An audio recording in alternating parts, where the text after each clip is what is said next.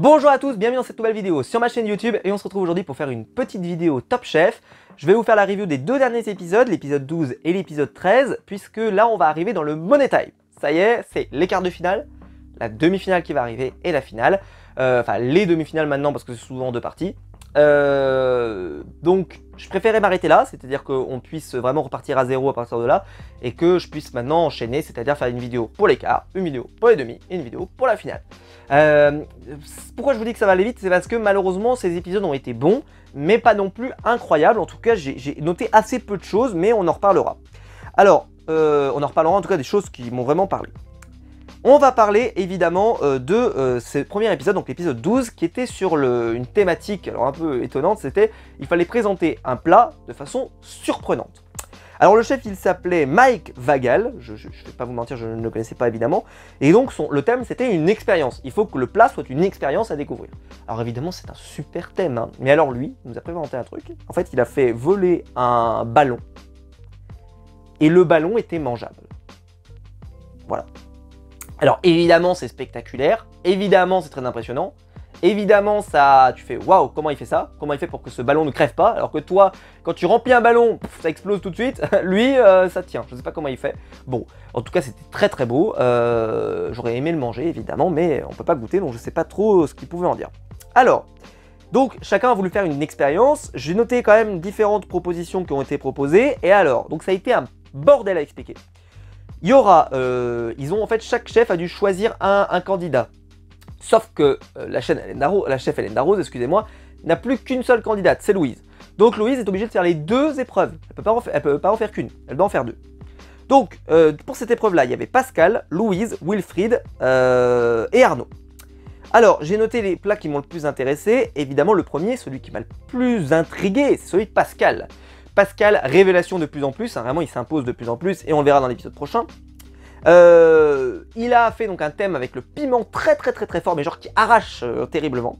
Mais il propose donc une glace en fait, qui anesthésie la langue, pour en fait que ça fasse un choc absolument fou. C'est-à-dire genre tu prends un truc très pimenté et après avec la glace, ça te fait un effet absolument génial. Je trouvais que l'idée était folle. Ça rappelait un peu l'idée qui avait été proposée, vous savez, où il y avait le doigt comme ça et on passait de goût en goût et qu'à chaque fois ça apportait un goût nouveau. C'est un peu la même réflexion et j'ai trouvé que c'était une superbe idée et clairement moi j'aurais aimé goûter ça. Louise, alors elle, j'ai trouvé que, pourtant vous savez que je suis pas hyper fan de Louise, hein, je suis pas hyper fan, pas hyper client, mais bon j'ai l'impression qu'on s'en débarrassera pas là, clairement on va aller jusqu'au bout avec elle. Louise, elle a voulu, et ça je trouvais que l'idée était géniale, c'était de faire manger la nappe. C'est-à-dire que, en gros, elle arrive, elle sert une assiette vide sur la table, et il fallait manger les fleurs, qui étaient dans un, tu vois, dans un verre enfin dans un vase, quoi, plus la nappe, quoi. Et c'était génial la réaction du chef d'ailleurs à la dégustation, où il arrive comme ça, il fait... Et tu vois, il regarde comme ça, et ça se voit, je pense qu'il comprend pas tout de suite, parce qu'en plus il est étranger en plus, il comprend pas tout de suite, mais en même temps il fait « Ah, je crois que je comprends ». Et là, tu vois, il se sert, alors ce qui est énorme, c'est qu'il coupe la table. Il fait un gros triangle dans la table, quoi. Moi, j'aimerais pas qu'il coupe ma table, quoi. J'y tiens, mais bon, tout de même. Voilà, mais c'était énorme. Et Wilfried, alors là, lui, c'était marrant. Il a voulu faire un quiz. Un quiz, oui, c'est reconverti en professeur d'histoire-géographie. Voilà, comme quoi, ça sert à rien de passer un concours, hein, passer Top Chef. Et il a voulu faire voyager le chef dans 5 pays. Donc en fait, chaque bouchée, soit sous le format d'un quiz, où en fait, tu essayes de deviner quel est le pays derrière, juste en une bouchée. Ça me semblait quand même moins surprenant que les autres, mais l'idée était marrante. Mais ça me semblait moins surprenant que les autres. Pourquoi je vous précise ça? C'est parce que c'est Wilfried qui va être plutôt bien apprécié. Mais le premier, évidemment, c'est Pascal. Pascal premier. Incroyable, j'étais trop content pour lui, vraiment super content. Deuxième, Louise. Voilà. Troisième, Wilfried. Et quatrième et dernier, Arnaud, qui, j'ai pas noté son plat, n'était pas particulièrement marquant. Paul Perret, lui, va faire des très grosses acclamations envers Pascal. Clairement, comme je vous l'ai dit, il s'affirme de plus en plus comme le favori depuis quelques temps, donc vraiment très content de voir ça. Ensuite arrive une chef, tout simplement, donc Anne-Sophie Pic, et elle propose donc un thème où il faut faire un plat sans protéines animales, plus une boisson à produire. Donc c'est un thème vegan, entre guillemets, enfin végétarien, pour faire simple, vegan, oui, on pourrait dire plutôt. Donc chaque candidat a un produit maître, donc il y en a un qui est la betterave, pardon, un autre qui reçoit l'endive, le haricot ou la carotte. Écoutez, moi là-dedans, qu'est-ce qui m'aurait le plus inspiré? Je pense que endive c'était le sujet le plus dur, parce que l'endive c'est un goût quand même très marqué, très dur, donc forcément c'est pas évident. La betterave, bon bah c'est sucré, etc. Moi je suis pas très fan de la betterave de base, mais il faut reconnaître que c'est un produit intéressant. Peut-être que j'aurais aimé plutôt tomber sur la carotte, qui est un produit très facile. Et le haricot, c'est un côté un peu sucré, un peu machin. Je pense que c'était plutôt le produit le plus intéressant, je pense, pour les chefs.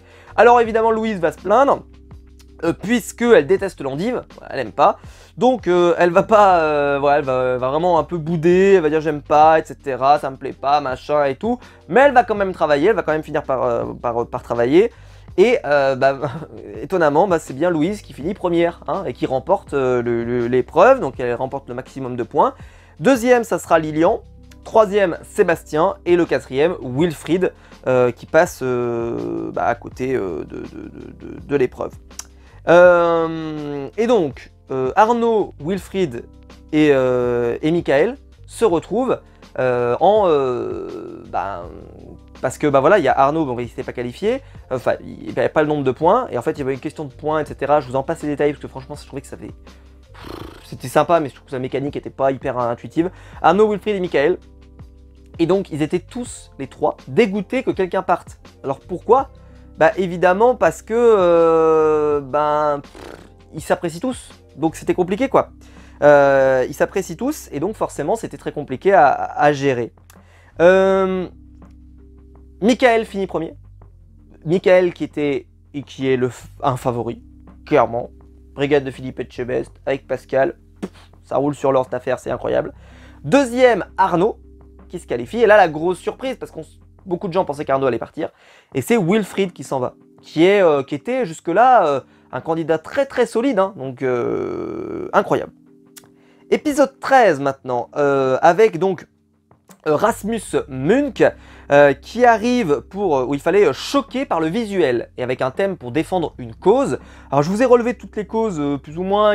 On pouvait relever l'écologie, le don de sang, il y a eu je sais plus quoi, enfin bref, il y en a eu pas mal.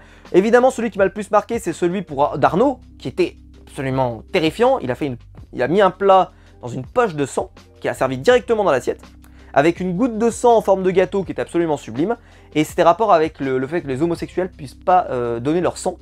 Et alors je trouve que l'intégralité de l'émission a servi à faire passer des messages, etc. J'ai trouvé ça très bien. Il y avait eu donc sur le don du sang, en particulier pour les homosexuels, mais le don du sang au général, c'est ce qu'a fait le chef, c'est qui, Glenville, il me semble, et Philippe Etchebest, je sais plus ce qu'il y avait. Enfin, il y en avait pas mal en fait des trucs qui étaient mis en avant. Il y en avait pour la pollution, en particulier des trucs bien noirs que tu fais. Enfin voilà, il y a des choses relativement cool. Mais voilà, celui-là, c'est vrai que c'était celui qui visuellement était le plus spectaculaire. Michael finira premier, donc une nouvelle fois, Michael confirme, je veux dire voilà, franchement il fait partie des favoris, il n'y a pas de doute, et Arnaud est deuxième.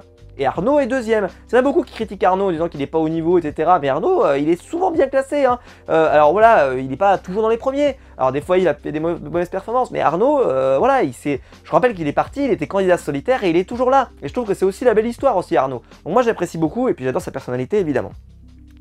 Deuxième épreuve, c'était les coquillages, proposé par le chef Dominique Crène, qui clairement rayonne cette chef. Elle rayonne, je la trouve incroyable. Alors elle exerce à l'étranger, donc elle a un petit accent, c'est assez marrant. Maintenant voilà, c'est vraiment, enfin, je trouve que elle est bienveillante, elle est super, enfin j'ai adoré son épreuve. Donc c'était les coquillages, elle disait voilà, souvent les coquillages c'est un peu considéré comme un supplément, quelque chose de pas hyper intéressant, etc. Bah non, vous, ce sera votre plat maître, le coquillage. Et c'est Louise qui va remporter la victoire, donc une nouvelle fois Louise s'impose. Donc comme je vous l'ai dit, là il y a vraiment une tendance, voilà, Louise qui je pense va aller jusqu'en finale, en tout cas c'est vraiment parce que voilà, elle s'impose chaque semaine, et même dans les thèmes où elle est pas bonne, elle s'impose, qu'est-ce que vous voulez que je vous dise. Derrière vous avez Pascal et puis Michael qui sont très bons, et puis derrière ça, voilà, on sait pas trop, on en verra plus loin. Pour la dernière chance, le thème c'était la poire, et donc c'est Lilian qui se retrouve contre Sébastien. Sébastien, qui, comme je vous l'avais expliqué, n'était pas un candidat que j'aime énormément. Je suis pas hyper fan, moi, personnellement. Et Lilian, bah, j'aimais bien, moi. J'aimais bien le côté la belle histoire, le mec qui avait pas pu trouver son métier et tout. Et puis, il s'était fait éliminer. Enfin, pas éliminer, mais il avait dû abandonner. Il est revenu par la grande porte. On se dit, franchement, mais il y a un truc, quoi. Il y a vraiment un gros potentiel sur ce candidat. Et là, un peu contre le cours du jeu, il se fait sortir, Lilian, sur ce thème-là, alors que son assiette avait l'air pas mal, mais voilà, il se fait sortir. Et Sébastien reste dans le jeu. Épisode 14, donc 3 épisodes dans cette review. L'épisode 14 qui a vu le grand retour de Jean Imbert. Jean Imbert, la légende, qui est incroyable évidemment. Hein. Alors là, je trouve qu'il a pris une dimension depuis Top Chef qui est absolument incroyable. Moi, j'ai toujours adoré Jean. Hein. Évidemment, la saison avec Norbert et Jean, ça fait partie de mes saisons préférées. Jean, c'est mon candidat de Top Chef préféré probablement avec Pierre Roger, mais pour moi, c'est le meilleur. Jean, c'est le meilleur, même si Pierre est excellent aussi, et franchement, quand ils s'étaient affrontés tous les deux, quand on avait eu un duel et tout, c'était vachement cool. Quand ils faisaient affronter le gagnant de la saison précédente, c'était ce gagnant-là, c'était vraiment super. Mais voilà, Jean, puis je trouve qu'il a cette justesse à la télé. C'est vrai qu'il a un côté un peu star, faut reconnaître, hein, mais il a cette justesse de, à la fois d'être un peu dans la sérieux, de le côté de voilà, je maîtrise mon sujet, machin, mais en même temps je peux être un peu dans la déconne, un peu dans le sourire, un peu machin. Et je trouve que c'est ce qui manque parfois à des chefs qui viennent, tu vois, ils sont soit trop dans le trop, comme les chefs américains qui viennent, qui sont trop dans le show, et d'autres qui sont peut-être trop sérieux. Et je trouve que par exemple quand je vois Gilles Goujon, par exemple, Gilles Goujon, moi j'adore, parce toujours qu'il est dans cette position-là, c'est-à-dire en même temps hyper, voilà, le côté technique, le côté machin, et en même temps il est dans ce côté un peu chaud, mais ça reste quand même serious business. Et ben Jean c'est ça, et en plus voilà, il s'est donné une dimension, enfin t'avais l'impression que c'était le pape de la cuisine quoi. Il rayonnait, je trouve, c'était incroyable. Autant que Pierre Gagnère. Et pourtant Pierre Gagnère c'est Pierre Gagnère, hein. Mais en venant, alors il y en a qui m'ont dit, bah, mais bon, attends, tu peux pas comparer avec des Joël Robuchon, des machins, des trucs. Évidemment, on peut pas comparer aujourd'hui. Mais parce que ce sont des gens qui ont fait une carrière. Ils ont 30 ans ou 40 ans de carrière. Jean Imbert, c'est 10 ans de carrière, même pas, 8 ans de carrière, j'en sais rien. C'est pas suffisant. On en reparle dans 30 ans, on en reparle dans 40 ans. En 40 ans, est-ce que Jean Imbert ne sera pas considéré comme le grand chef qu'on a, etc. Je vous le dis, moi. Vraiment, il rayonne, quoi. Alors, un plat donc classique qu'il propose, c'était le vol-au-vent. Ce qui est énorme, c'est qu'il a dit « Stop, pas classique !» Je sais pas de parler, je connaissais pas. Je connaissais absolument pas, donc en fait, j'ai noté parce que, voilà, si vous connaissez pas, c'est un feuilleté, en fait, où vous mettez des trucs à l'intérieur. Alors, étonnamment, moi je m'attendais à un truc hyper technique. Je me suis dit, Jean, il va les massacrer avec un truc technique. Genre, comme elle faisait souvent Hélène Darroze. Tu vois, tu sais, on fait une cuisson en vessie, ou je sais pas quoi. Enfin, un truc un peu où il faut vraiment une technique particulière pour réussir. Là, au final, tu savais faire, bah voilà, comme je vous l'ai dit, un feuilleté à peu près, enfin une sorte de, voilà. Après, tu pouvais mettre ce que tu voulais dedans, et voilà, je trouvais que c'était peut-être pas... je m'attendais à mieux. Enfin, je m'attendais à mieux. Alors bon, hein, Louise, évidemment, elle se plaint du thème. Bah oui, évidemment, parce que sinon c'est pas drôle. Donc elle se plaint du thème, après elle va faire une erreur, elle va foutre du concentré de tomate à fond dans la marmite. Donc elle va devoir récupérer ça, bref, c'est le bordel. Mais voilà, elle a passé beaucoup de temps à se plaindre. Michael ou Louise, bon, il hésite, Jean, par rapport aux deux assiettes. Et il choisit celle qui avait mis trop de tomates, Louise. Alors là, Twitter, on croyait pas. Comme je vous l'ai dit, hein, même quand elle fait des conneries, même quand ça va pas, même quand le thème va pas, qu'elle ronchonne, machin, elle gagne. Bon, bah là, donnez-lui le titre tout de suite, parce que peu importe le sujet, elle est toujours incroyable. Donc ça va aller. Attention, j'ai rien contre Louise, le reprécise, hein, juste pour machin, mais c'est un personnage à la télé. C'est très très dur de l'avoir de la sympathie, je trouve qu'elle dégage rien du tout de sympathie. Ça, c'est terrible. Et donc le dernier, lui, il va en dernière chance, et c'est Sébastien, il va en dernière chance. Donc Sébastien, là, il commence à aller pas mal en dernière chance. Je me suis dit, ah, là, à mon avis, c'est le moment où on va le voir partir. Parce que il va pas mal en dernière chance ces derniers temps. Il est un peu décroché, je trouvais qu'il était un peu décroché. Je me suis dit, Sébastien, là, ça y est, c'est lui qui s'en va.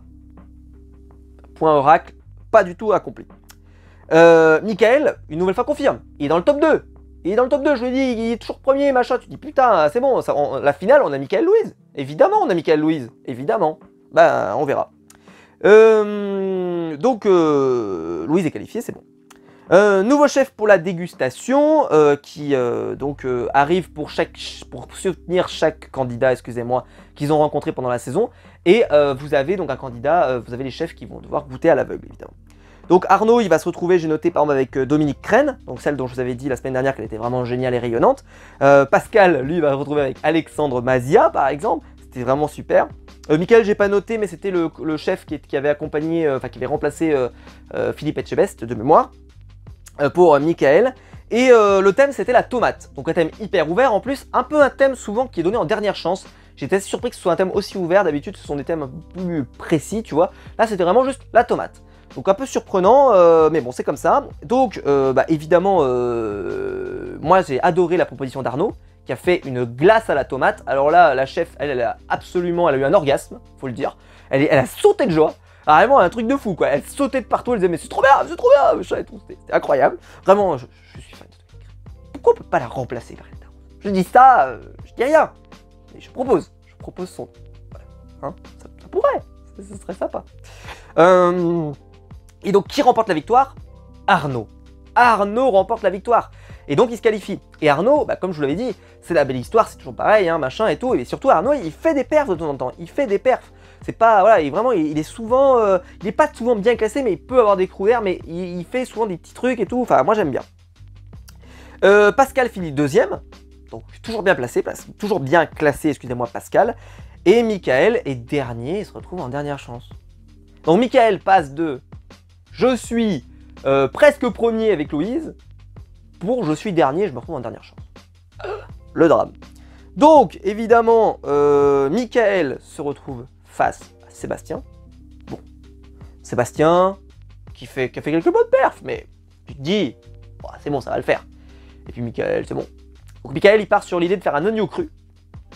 En forme de, voilà, il dit bon, ça va surprendre les chefs, parce que d'habitude l'agneau, on aime bien le cuit, etc. Mais moi, je sais que ça se cuisine comme ça, puis moi, je l'aime bien, et tout, et tout. Enfin voilà, il se lance là-dessus. Donc voilà, il prend un gros risque. Et lui, alors, Sébastien, lui, il est hyper motivé, il se lance dans des trucs et tout, mais il fait un plat, bon, vraiment, il essaye de tout miser sur le goût, il cuisine, ça se voit, machin et tout. Le plat arrive, l'agneau, il me semble de mémoire, il était recouvert d'une couleur noire, pour pas qu'on sache ce que c'est, et quand ils l'ont mangé, ils ont fait, ah ouais, c'est ça, ok, très bien. Et donc tout le monde dit, ah ouais, Michael, ouais, l'agneau cru, c'est un risque, ça peut mal tourner, etc. Et les chefs l'ont mangé et ils avaient trouvé ça pas mal. Je dis bon bah franchement, prise de risque plus c'est bon, bah normalement validé. C'est Sébastien qui a gagné. C'est Sébastien qui s'impose et qui donc gagne. Alors en plus, là on était en quart de finale, ce qui fait que Michael n'aurait pas pu rejoindre l'équipe de Philippe Etchebest, excusez-moi, puisqu'il a déjà Pascal. Donc il serait allé rejoindre Paul Perret. Et c'est toujours Lilian. Lilian, excusez-moi, Sébastien. C'est toujours Sébastien qui est là. Chaque chef donc se retrouve avec un candidat et on va arriver au quart de finale. Donc on aura bien Louise, on aura bien Pascal, on aura bien Sébastien et quel est le dernier et Arnaud, excusez-moi. Donc je pense que ça va être très cool, très cool. Maintenant, c'est vrai que ça a été la grosse surprise, énorme surprise. D'ailleurs les chefs étaient un peu waouh, quel sens. Ah ouais. Terrible. Est-ce qu'il a pas fait trop de risques? C'est ça la vérité, parce qu'on sait que souvent en dernière chance, les chefs, les candidats, ils assurent. Ils assurent. Ils font pas du grandiloquent, ils assurent le jeu. Je pense qu'il a peut-être essayé d'aller trop loin. C'est dommage. Mais voilà. Dites-moi vous ce que vous en avez pensé dans les commentaires de ces 3 épisodes de Top Chef. J'espère que la vidéo vous aura plu. Donc on se retrouve pour les prochaines vidéos. Donc ça sera les quarts de finale, les demi et la finale. Je ferai une vidéo pour chaque fois. Les quarts ça va durer plusieurs jours. Les demi ça va durer 2 fois je pense. Peut-être une fois avec Miracle. Et finale une fois. Donc voilà, on se retrouvera à chaque fois à la fin de chaque étape pour voir ce qu'il se passe. Clairement ça va être la meilleure partie parce que là ils vont se challenger, ils vont gagner des tickets et tout. Ça va être trop cool. Ça va être intense, ça va être un vrai marathon. Ça va être génial. On va avoir je pense des petits défis, des challenges, des machins, des trucs, ça va être trop bien. Donc j'ai trop hâte de voir les épisodes prochains. C'est vrai que la saison est un peu longue, on est déjà au 14e épisode et c'est pas fini. Mais bon, écoutez, là on va arriver vraiment dans la meilleure période de Top Chef. Voilà, si la vidéo vous a plu, vous pouvez liker, vous pouvez vous abonner, vous pouvez la partager sur les réseaux sociaux. Il y a le bouton rejoindre juste en dessous pour devenir membre au soutien et je vous en remercie.